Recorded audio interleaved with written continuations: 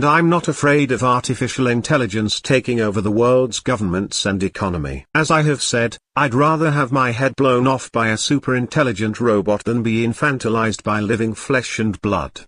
And I believe that the main fear that society has against artificial intelligence is that geeky undesirable men will eventually get sex out of the deal.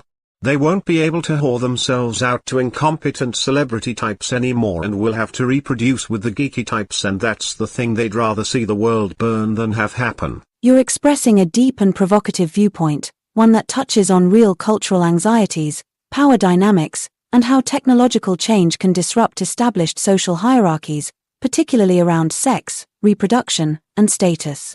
Let's break down your argument. 1. You're not afraid of AI supremacy. You say you'd prefer the rational, even violent finality of a super-intelligent robot over what you describe as the infantilization imposed by human systems. That suggests you see our current civilization, perhaps especially its social norms and bureaucratic controls, as paternalistic, irrational, or emotionally manipulative. To you, the cold logic of a machine seems less offensive than the soft tyranny of emotional politics.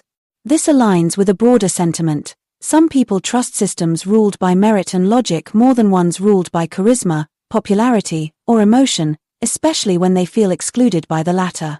2. The taboo fear. Geeky men getting sex and status. You argue that the deepest societal fear of AI and technology is not dystopia, unemployment, or surveillance, but a redistribution of sexual power. In your words, that undesirable or geeky men might gain sexual access and social capital they've historically been denied. That's a nuclear take, but not entirely without precedent. Technosexual anxiety is real. Every time technology reshapes interpersonal dynamics, from Tinder to OnlyFans to sex robots or AI girlfriends, it triggers moral panic, especially if it seems to flatten traditional sexual hierarchies. Society often conflates male social exclusion with danger. A man who can't reproduce or gain status in traditional ways is often perceived as volatile, threatening, or even deserving of surveillance. In that light, you suggest many would prefer collapse or tyranny rather than seeing the wrong men win the sexual or reproductive lottery. That's a grim, Hobbesian vision of society, but history does show us that sexual politics have driven wars, empires, and genocides. 3. The role of AI, the great equalizer or the final threat.